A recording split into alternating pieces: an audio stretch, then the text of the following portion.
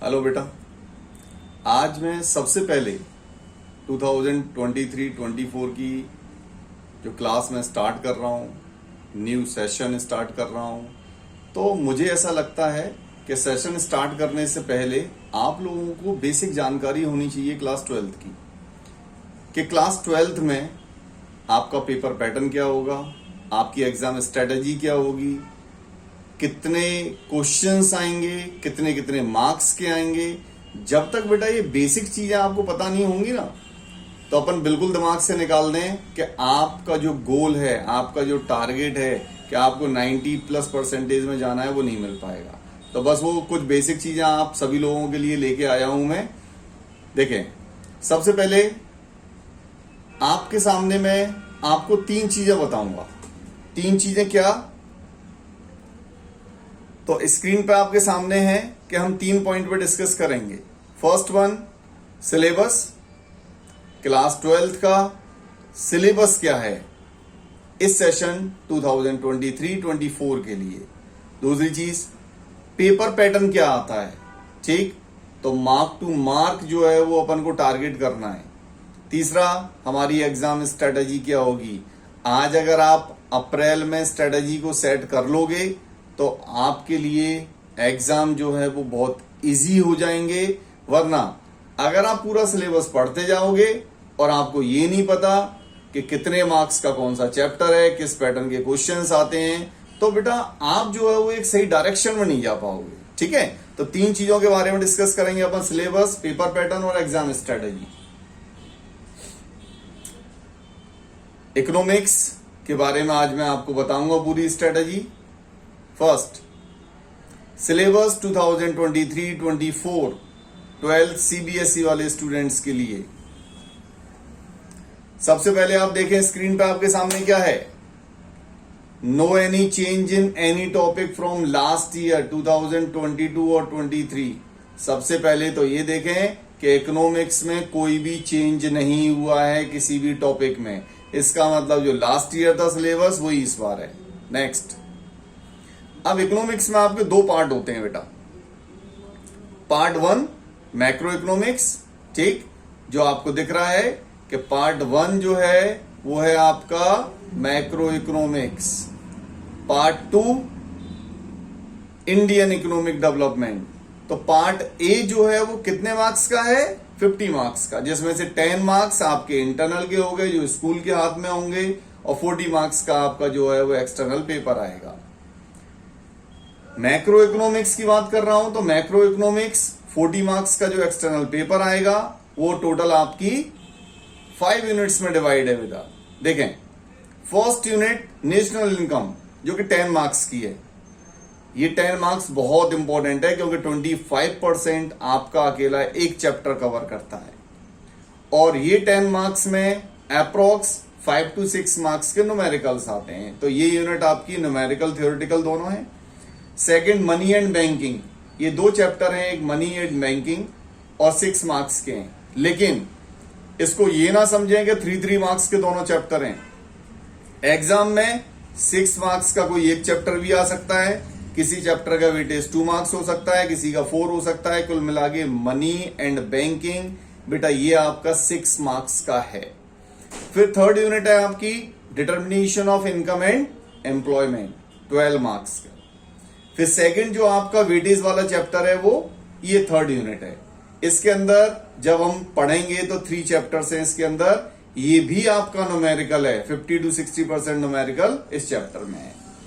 Then फिर आपकी next unit है गवर्नमेंट बजट, 6 मार्क्स। इस चैप्टर के बारे में एक बहुत अच्छी चीज ये है एग्जाम के लिए कि 6 मार्क्स का अकेला एक ही क्वेश्चन एग्जाम में आता है। तो गवर्नमेंट बजट पे हमें ये दिमाग नहीं लगाना है कि इसमें से एमसीक्यू भी आएगा, इसमें से 2 मार्क्स का 3 मार्क्स का क्वेश्चन भी आएगा, ऐसा कुछ भी नहीं है। 6 मार्क्स का सिंगल एक ही क्वेश्चन आता है लॉन्ग में। फिर नेक्स्ट यूनिट है आपकी foreign exchange and balance of payment, जिसको अपन बीओपी कहते हैं। फॉरेन एक्सचेंज एंड बीओपी, इसका भी वही सिस्टम है कि ये दोनों चैप्टर्स मिला के 6 मार्क्स के हैं, लेकिन इसमें कोई डिवाइडेशन नहीं है कि 3 मार्क्स के हैं, 2 मार्क्स के हैं, 6 मार्क्स में से कुछ भी आ सकता है। तो ये 40 मार्क्स का आपका मैक्रो इकोनॉमिक्स का सिलेबस है। पार्ट बी आपका इंडियन इकोनॉमिक डेवलपमेंट है, सेम पैटर्न, 10 मार्क्स का इंटरनल, 40 मार्क्स का आपका एक्सटर्नल पेपर, टोटल हो गए आपके 50। इसका सिलेबस देखें, इसको टोटल 3 यूनिट्स में डिवाइड किया गया है। यूनिट 1 डेवलपमेंट एक्सपीरियंसेस 1947 टू 1990, ये जब आप बुक से पढ़ोगे तो ये आपका जो है वो 2 चैप्टर में डिवाइड है। एंड इकोनॉमिक रिफॉर्म्स सिंस 1991, इसको न्यू इकोनॉमिक पॉलिसीज के नाम से बुक में दिया हुआ है। तो इस यूनिट में आपके 3 चैप्टर्स कवर हैं जो कि 12 मार्क्स के हैं। बात यहां पर भी बेटा वही आती है, ये 12 नंबर में किसी भी चैप्टर का कोई भी फिक्स डिवाइडेशन नहीं है। कोई भी चैप्टर कितने भी मार्क्स का आ सकता है। कुल मिला के 3 चैप्टर्स आपके 12 मार्क्स के हैं। फिर सेकेंड यूनिट है आपकी current challenges facing Indian economy. हमारी इकोनॉमी को इस समय कौन कौन से चैलेंजेस फेस करने पड़ रहे हैं, लाइक डिफॉरेस्टेशन, ठीक है, ग्लोबल वार्मिंग, पॉल्यूशन, अनएम्प्लॉयमेंट, ढेर सारे चैलेंजेस हैं हमारे सामने, तो वो पढ़ेंगे अपन इसमें। ये आपका सबसे ज्यादा मार्क्स की यूनिट है, 20 मार्क्स। देन थर्ड यूनिट है आपकी development experiences of India, a comparison, या फिर अपन ये कहें कि comparative study with India, China, Pakistan. जो यूनिट का नाम है वो development experiences of India, a comparison with neighbours. Neighbours मतलब इंडिया के नेबर्स में हम 2 कंट्री को लेके चलते हैं, पाकिस्तान और चाइना। तो इन 3 का कंपैरिजन है, 8 मार्क्स। बड़ा मार्क्स का क्वेश्चन जो आता है वो इसमें से आता है। जैसे 8 मार्क्स में नॉर्मली आपका एक केस स्टडी आ जाती है इसमें 6 मार्क्स की, और 2 मार्क्स कोई एमसीक्यू वगैरह में चले जाते हैं। लेकिन कोई पैटर्न फिक्स नहीं है कि किस चैप्टर में से कितने मार्क्स का आएगा। लेकिन इस यूनिट पे एक अच्छी चीज क्या दिखती है अपन को, एक ही चैप्टर है और वो 8 मार्क्स में है। तो बेटा वो कहीं भी आ जाए, सॉलिड मार्क्स है ना, जब हमें ये पता होता है कि इस चैप्टर में से 8 मार्क्स का आएगा। ठीक, अब जैसा नीचे आप देखें हाइलाइट्स में, no change from last year syllabus, वो मैंने स्टार्टिंग में ही बता दिया। लास्ट ईयर हमारे जो सेकंड यूनिट है 20 मार्क्स की, उसमें 2 चैप्टर थे, पॉवर्टी और इंफ्रास्ट्रक्चर। वो लोड सीबीएसई ने कम कर दिया था, और वो पॉवर्टी इंफ्रास्ट्रक्चर इस बार भी हमारे सिलेबस में नहीं है। तो आपके चैप्टर 2 कम हो गए। ठीक, ये बहुत अच्छी चीज है। चलो अब मैं आपको सबसे पहले बताता हूं बेटा आपका पेपर पैटर्न, उसको बहुत अच्छे से ध्यान रखें आप। देखें पेपर पैटर्न जो लास्ट ईयर आया है, इस बार भी पेपर पैटर्न वही है, क्योंकि सिलेबस में कोई चेंज नहीं है। टोटल आपके कितने क्वेश्चंस आने हैं बेटा, 34। क्लियर, 17 क्वेश्चन पार्ट ए में से, मैक्रो इकोनॉमिक्स में से आने हैं, 17 क्वेश्चंस आपके इंडियन इकोनॉमिक डेवलपमेंट में से आने हैं। ठीक, part A, part B, section A, section B. देखें अब यहां से अपन बहुत अच्छे से बेटा याद कर लें, क्या 80 मार्क्स का पेपर है, 40-40 में डिवाइड है। इसमें से 20 तो आपके मल्टीपल चॉइस क्वेश्चंस आएंगे, जिनको अपन एमसीक्यू कहते हैं। 10 एमसीक्यू पार्ट ए में और 10 एमसीक्यू पार्ट बी में। अच्छा खासा वेटेज है बेटा, 80 में से 20 एमसीक्यू का वेटेज, मतलब 25% तो आपके ये मान के चलोगे एमसीक्यू में। एमसीक्यू को ही बच्चा लाइटली ले लेता है, और आप ये मान के चलें जिस बच्चे के 100 में से 99 मार्क्स रह जाते हैं, वो सिर्फ एमसीक्यू के कारण ही रह जाते हैं। कोई एमसीक्यू गलत हो जाता है, बाकी में तो आपके मार्क्स फुल आने ही आने हैं। 80 में से 60 की बात करें, वो तो पूरे आ गए, सिर्फ आपको वहां 20 पे मेहनत करनी है। तो ये सबसे इंपॉर्टेंट पार्ट है। सेकंड, फिर आपके कितने क्वेश्चंस हैं बेटा, 3 मार्क्स के 4 क्वेश्चंस हैं। ध्यान से समझते जाना बेटा, इसको बहुत अच्छे से बिल्कुल दिमाग में बिठा लो आज ही, क्योंकि इसी बेसिस पे आपको पूरी पढ़ाई करनी है। 3 मार्क्स के आपके 4 क्वेश्चंस हैं। वर्ड लिमिट जिसकी 60 to 80 वर्ड्स है। 60 to 80 वर्ड्स मतलब आप जानते ही हो बेटा, 6 से मैक्सिमम 10 लाइन, 6 to 10 लाइन्स। फिर आपके 4 मार्क्स के 6 क्वेश्चंस हैं। 4 मार्क्स के 6 क्वेश्चन, अब इनमें से आधे आधे डिवाइड करते जाओ आप बेटा। जैसे 20 एमसीक्यू है, 10 एमसीक्यू पार्ट ए में और 10 बी में। 3 मार्क्स के 4 क्वेश्चंस हैं, 2 क्वेश्चंस आपके पार्ट ए में, 2 क्वेश्चंस आपके पार्ट बी में। 4 मार्क्स के 6 क्वेश्चंस हैं, 3 क्वेश्चंस आपके पार्ट ए में, 3 क्वेश्चंस पार्ट बी में। इनकी वर्ड लिमिट 80 to 100 वर्ड है। उसके बाद में 6 मार्क्स के आपके 4 क्वेश्चंस हैं, 2 क्वेश्चंस आपके मैक्रो में, 2 क्वेश्चंस आपके इंडियन इकोनॉमिक में। क्लियर बेटा? ये तो हो गया आपके मार्क्स का डिवाइडेशन के 80 मार्क्स आपके कैसे डिवाइड हैं। नेक्स्ट, अब जो बच्चों को चाहिए रहता है उनके काम की चीज, अब अपन उस पे आ गए। ऑप्शन किस किस में मिलेंगे? तो ऑप्शन देखो, अगर मैं मैक्रो इकोनॉमिक्स की बात कर रहा हूं पार्ट ए में, सेक्शन ए में, सेम ही है। जो सेक्शन ए में होगा, जो पार्ट ए में होगा, वही पार्ट बी में होगा। सबसे पहले देखो, आपको 10 क्वेश्चंस एमसीक्यू के हैं ना मैक्रो में, बेटा 3 में आपको ऑप्शन मिल जाएगा, वरना एमसीक्यू में ऑप्शन होते नहीं है। लेकिन यहां सीबीएसई 12th में आपको 3 एमसीक्यू में भी ऑप्शन देती है। दूसरा, 3 मार्क्स के आपके कितने क्वेश्चंस हैं? 2 क्वेश्चन मिलेंगे, 1 में आपको ऑप्शन मिलेगा।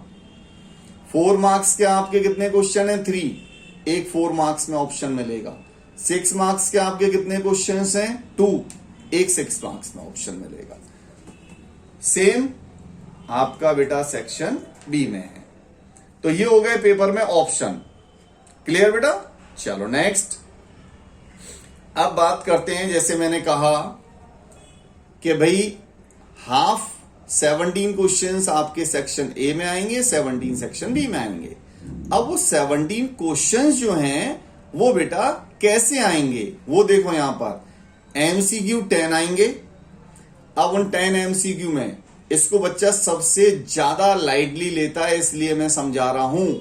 इन 10 मार्क्स को लाइटली मत लेना, टोटल में इन 20 मार्क्स को लाइटली बिल्कुल नहीं लेना। अब इन 10 मार्क्स में आपके किस किस टाइप के एमसीक्यू हैं वो देखो। सबसे पहले असर्शन एंड रीजन, या जिसको रीजन एंड असर्शन कुछ भी बोल लो। असर्शन रीजन, जिसमें बच्चे सबसे ज्यादा घबराते हैं कि भाई असर्शन रीजन क्यों आते हैं, असर्शन रीजन सबसे गंदे होते हैं। ऐसे गंदे बिल्कुल नहीं होते, बस थोड़े से लॉजिक लगाने होते हैं। एक आध नंबर बच्चे का जो कटता है वो इसी में कटता है, तो इस पर बहुत मेहनत करनी है। इसके एग्जाम में 2 या 3 क्वेश्चन होंगे 10 में से। फिर second pattern, statement based question. Assertion reason की जगह पर 2 स्टेटमेंट दे देंगे, स्टेटमेंट 1, स्टेटमेंट 2। ठीक, मैं आपको दिखाऊंगा ये क्वेश्चंस दिखने में कैसे होंगे। आज अपन पूरी उसी बारे में बात करेंगे। ठीक है बेटा? फिर थर्ड किस टाइप के क्वेश्चंस हो सकते हैं बेटा? कोई इमेज या पिक्चर आपको दे दी, उससे रिलेटेड कोई एमसीक्यू हो सकता है। फिर नेक्स्ट, चूंकि मैक्रो की बात है, न्यूमेरिकल पेपर है, तो न्यूमेरिकल बेस्ड आपके जो है वो 1 से 2 क्वेश्चन हो सकते हैं, और बाकी फिर आपके अदर डायरेक्ट नॉर्मल क्वेश्चंस होंगे। ठीक है? सिंपल स्टेटमेंट दिया होगा एक, और उसके बारे में 4 ऑप्शन होंगे। तो बेटा यहां पर अपन को 5 पैटर्न्स के क्वेश्चंस मिलेंगे। Assertion reason, statement based, image या पिक्चर कोई भी हो, न्यूमेरिकल बेस्ड, और अदर डायरेक्ट नॉर्मल क्वेश्चंस आपके। ठीक है? ठीक है, ये तो हो गए 1 नंबर के क्वेश्चंस आपके जो 10 हैं एमसीक्यू। फिर न्यूमेरिकल क्वेश्चंस आपको पेपर में मिलेंगे 4 से 6, 4 to 6 क्वेश्चंस, मतलब 4 क्वेश्चंस तो मिनिमम हैं जो न्यूमेरिकल आने ही आने हैं। केस बेस्ड क्वेश्चन आपको 1 मिलेगा एक पार्ट में, मैक्रो में 1 केस मिलेगा आपको। अब वो 3, 4 या 6 किसी भी मार्क्स में हो सकता है। इमेज या पिक्चर बेस्ड क्वेश्चन आपको 1 मिलेगा, कोई इमेज दे दी, आपको उसको जो है वो एनालाइज करना है और उसके बारे में एक्सप्लेनेशन देने हैं। टेबल और चार्ट बेस्ड क्वेश्चन हो सकता है कि हमारी किसी भी इकोनॉमी के डेटा को लेके जो है आपको एक टेबल में कुछ डेटा दे दिया, आपको उसको कंपेयर करके एक्सप्लेन करना है, और बाकी फिर जैसे नॉर्मल डायरेक्ट क्वेश्चंस होते हैं बेटा वो होंगे। नेक्स्ट, अब मैं आपको सबसे पहले जो 1-1 नंबर की मैंने वैरायटी दिखाई है ना बेटा, अब मैं उस पर बात कर लेता हूं। एक फटाफट से मैं आपको बता देता हूं कि जो 1-1 मार्क्स के क्वेश्चंस हैं वो कैसे हैं। देखो, पहला क्या लिखा हुआ है? Assertion and reason based question. Assertion reason वो मैं डिटेल क्लास में बात करूंगा कि कैसे हम समझेंगे। अभी तो मैं सिर्फ आपको क्वेश्चंस दिखाऊंगा, कोई ट्रिक नहीं सिखाऊंगा अभी मैं इसमें। जैसे एक असर्शन लिखा है, all Indian note currency print and issued by central bank of India accept 1 rupee note. इसका मतलब जो हमारी सेंट्रल बैंक है आरबीआई, वो आरबीआई 1 रुपए के नोट को छोड़ के सारी नोट करेंसी जो है वो प्रिंट और इशू करती है। यह है असर्शन। असर्शन का मतलब है जिस पे अपन जोड़ दे रहे हैं, जोड़ दे के किसी बात को कह रहे हैं। रीजन, अब एक उसका रीजन दे दिया, 1 rupee note print by government of India. अब आपको देखना है बेटा, इसके 4 ऑप्शन है। अगर ये दोनों स्टेटमेंट असर्शन रीजन दोनों सही हैं तो आपका ए या बी में से कोई आंसर होगा। अगर इनमें से कोई एक फॉल्स है, असर्शन या रीजन, वो स्टेटमेंट ही गलत है, तो आपका आंसर सी या डी में से होगा। तो ये 4 ऑप्शंस आपको दिख रहे हैं। ऐसे आपके एग्जाम में पार्ट ए में 2 से 3 क्वेश्चंस मिलेंगे। नेक्स्ट अपन आते हैं स्टेटमेंट बेस्ड क्वेश्चंस पे। जैसे यहां मैंने एक स्टेटमेंट बेस्ड क्वेश्चन का एग्जांपल लिया है। चूंकि इकोनॉमिक्स का मैं आपको डिस्क्राइब कर रहा हूं पेपर, इसलिए मैंने इकोनॉमिक्स के ही असर्शन रीजन स्टेटमेंट मतलब सारे पार्ट वही लिए हैं। जैसे देखो statement, US dollar is most powerful currency in the world, एक स्टेटमेंट ये हो गया। दूसरा statement, balance of payment always balanced if export equal to import. अब यहां पर असर्शन रीजन के कंपैरिजन में थोड़े से सिंपल ऑप्शन होते हैं, क्योंकि यहां पर अपन को दोनों स्टेटमेंट को कनेक्ट नहीं करना। यहां पर सिंपल दोनों स्टेटमेंट का आपको क्या पहचानना है, फर्स्ट करेक्ट है, सेकंड करेक्ट है। अगर दोनों करेक्ट हैं तो बोथ आर ट्रू, दोनों गलत हैं बोथ आर फॉल्स। एक सही है एक गलत है तो ए और बी में से कोई भी आंसर मिल जाएगा। क्लियर? ये उसके कंपैरिजन में थोड़े से सिंपल होते हैं असर्शन रीजन के कंपैरिजन में। थर्ड जैसे मैंने बताया आपको, इमेज या पिक्चर बेस्ड क्वेश्चन वो कैसे होंगे। जैसे इस बार अभी जो इकोनॉमिक्स का पेपर हुआ है उसमें इसी टाइप का क्वेश्चन आया है। जैसे मैंने आपको यहां पर एक इमेज दे दी, ये आपको दिख रहे हैं, ठीक है बेटा। यहां पर मैंने एक जगह क्वेश्चन मार्क लगाया है। अब आपको बस ये बताना है कि यहां हाउस होल्ड टू फर्म जो कन्वर्जन दिख रहा है, जो हमें यहां पर ट्रांसफर दिख रहा है, वो क्या होगा। अब उसके आपको कोई भी 4 ऑप्शन दे दिए होंगे, उन 4 ऑप्शंस में आपको बताना है कि क्या होगा इसका आंसर। क्लियर? अभी मैं नहीं बताऊंगा उसका आंसर क्या होगा, वो बताने से कोई मतलब ही नहीं है, आपने चैप्टर्स पढ़े ही नहीं। अभी तो मैं सिर्फ आपको पैटर्न समझा रहा हूं। एक बेस ही हो गया। नेक्स्ट, न्यूमेरिकल बेस्ड क्वेश्चन, वो कैसे होंगे एमसीक्यू में, इस टाइप का कोई भी एक न्यूमेरिकल क्वेश्चन दिया होगा, ठीक है बेटा। जैसे इसमें पूछा है what is the value of increase in income. अभी आपको समझ में आना नहीं है क्योंकि पढ़ा ही नहीं है चैप्टर। ऑप्शन आपको ये दिए हुए हैं, इन चारों में से कोई भी एक ऑप्शन हो सकता है। ये न्यूमेरिकल बेस्ड हो गया। Clear? Next, normal direct questions. Normal direct question मतलब सिंपल,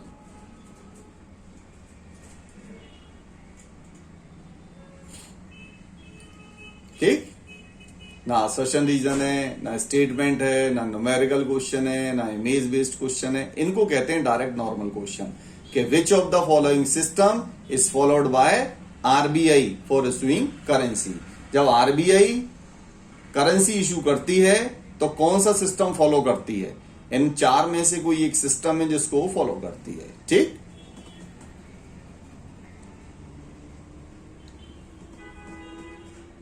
अब अपन आते हैं आईडी पे। आईडी के 17 क्वेश्चन, मैक्रो का मैंने आपको पूरा पार्ट बता दिया। आईडी के 17 क्वेश्चंस वो आपके सेम हैं। देखें क्या कटेगा, सिर्फ न्यूमेरिकल बेस्ड, क्योंकि इसमें न्यूमेरिकल नहीं होते। 10 मल्टीपल चॉइस क्वेश्चंस में भी हैं, assertion reason 2 to 3, statement based 2 to 3, picture based होगा एक, डेटा बेस्ड क्वेश्चन होंगे, या न्यूमेरिकल बेस्ड नहीं है, यहाँ डेटा बेस्ड क्वेश्चन है। ठीक है, क्योंकि यहाँ डेटा होता है। जैसे हम अगर चाइना की पॉपुलेशन की बात करें, ठीक है, इंडिया की अगर अपन बात करें कि फर्टिलिटी रेट क्या है, ऐसे डेटा बेस्ड क्वेश्चन और अदर नॉर्मल टाइप्स क्वेश्चन। तो बात यहां पर न्यूमेरिकल नहीं है लेकिन डेटा है। ठीक है, तो बात वही है कि यहां पर न्यूमेरिकल का वेटेज की जगह पर डेटा वेटेज ले जाता है। फिर केस बेस्ड क्वेश्चन इसमें भी एक मिलेगा आपको, इमेज के ऊपर एक क्वेश्चन मिलेगा जिसको एनालाइज करना होगा, और टेबल और चार्ट के बेस पे आपको लगभग 2 क्वेश्चन मिलेंगे। एक तो होगा ही होगा और बाकी आपके डायरेक्ट क्वेश्चन। ये आपका सिलेबस 17 क्वेश्चन का इंडियन इकोनॉमी का होगा कि उसमें से किस पैटर्न के क्वेश्चंस आएंगे।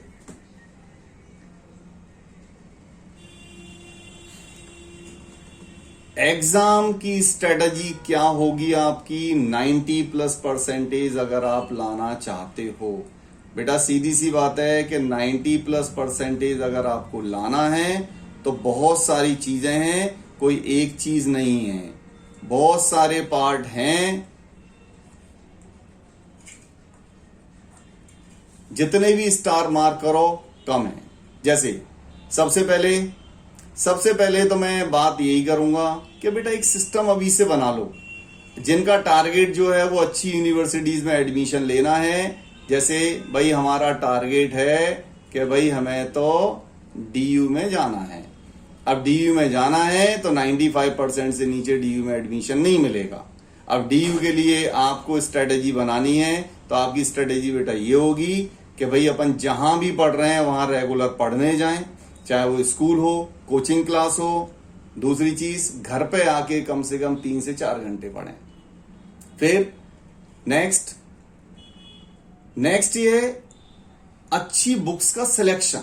कई बार क्या होता है कि बुक्स का सिलेक्शन ही गलत हो गया। तो बेटा ध्यान रखें, आप कोई भी रिफ्रेशर पढ़ रहे हो, लेकिन हमें क्या नहीं छोड़ना है,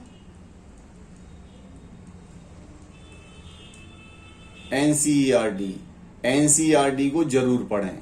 अभी एनसीईआरटी जो है वो हो सकता है आपको नई नहीं मिले, लेकिन एक आध महीने में नई एनसीईआरटी मार्केट में आ जाएंगी। तो एनसीईआरटी जरूर लगाएं, क्योंकि बहुत सारी चीजें ऐसी होती हैं जो रिफ्रेशर में नहीं होती, वो एनसीईआरटी में ही होती हैं। ठीक, तो एनसीईआरटी जरूर पढ़नी है। उसके बाद जैसे मैं इकोनॉमिक्स की बात कर रहा हूं, तो बेटा न्यूमेरिकल्स पे बहुत ध्यान दो।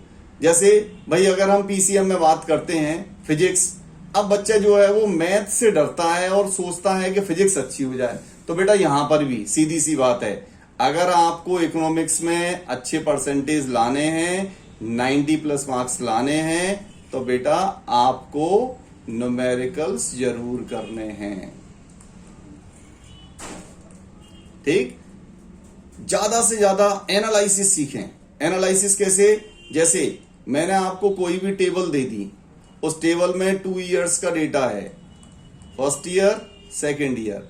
इन 2 इयर्स के डेटा को आपको कंपेयर करना है और एनालाइज करना है। मैंने आपको बेटा कोई भी एक इमेज दे दी, ठीक, मैंने आपको कोई भी एक इमेज क्या दे दी कि भाई किसी भी टाइप की एक इमेज है, उस इमेज में कुछ भी लिख दूं मैं, है ना, कोई भी इमेज है।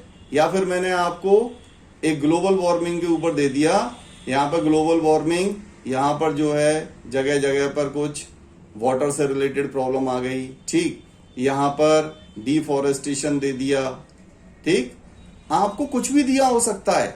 मतलब इमेज को देख के आपको एनालाइज करना है कि इस इमेज का यहां इकोनॉमिक्स में क्या यूज है। वरना क्या होता है, कई बार बच्चे को जो इमेज दी होती है ना, बच्चा क्या करता है, उस इमेज में जो जो चीजें दिख रही होती हैं बस वो चीजें लिख देता है।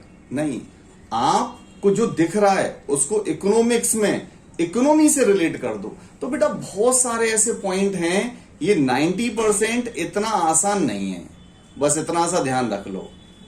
लेकिन मुश्किल भी नहीं है, नामुमकिन भी नहीं है, एवरीथिंग इज पॉसिबल। बस इतना सा ध्यान रखें, आपकी स्ट्रेटजी क्या होगी, जैसी आपकी स्ट्रेटजी वैसे आप मार्क्स ले आओगे। ठीक है बेटा, आगे की चीजें अपन जैसे बिजनेस स्टडीज का क्या पैटर्न होगा, किस पैटर्न के क्वेश्चंस आते हैं, ठीक है, वो सारी चीजें अपन नेक्स्ट वीडियो में डिस्कस करेंगे। लेकिन इस वीडियो को 2 से 4 बार जरूर देख लेना। इतनी चीजें बहुत अच्छे से दिमाग में आज ही बिठा लो कि किस चैप्टर का कितने मार्क्स का वेटेज है, कितने मार्क्स के क्वेश्चंस आते हैं, फिक्स है। 12 सीबीएसई में परसेंटेज बनाना बहुत आसान है। क्यों? क्योंकि यहां फिक्स है, जो 11th में नहीं होता था कि किस चैप्टर में से कितने क्वेश्चंस आएंगे, कितने मार्क्स का आएगा, कुछ नहीं पता। अगर 11th में मान लो कोरिलेशन था, इंडेक्स था, हो सकता है कि कोरिलेशन का क्वेश्चन ही नहीं है, इंडेक्स का क्वेश्चन ही नहीं है। यहाँ 12th में बेटा ऐसा बिल्कुल भी नहीं है। मैंने जो बता दिया उतने मार्क्स का वो चैप्टर है उसमें से न्यूमेरिकल, थ्योरी, किस पैटर्न का क्वेश्चन आना है, वो सारी चीजें फिक्स है। क्लियर बेटा? चलो, ऑल द वेरी बेस्ट। कहीं भी पढ़ें, बस इस स्ट्रेटेजी को ध्यान में रखते हुए पढ़ें। Thank you.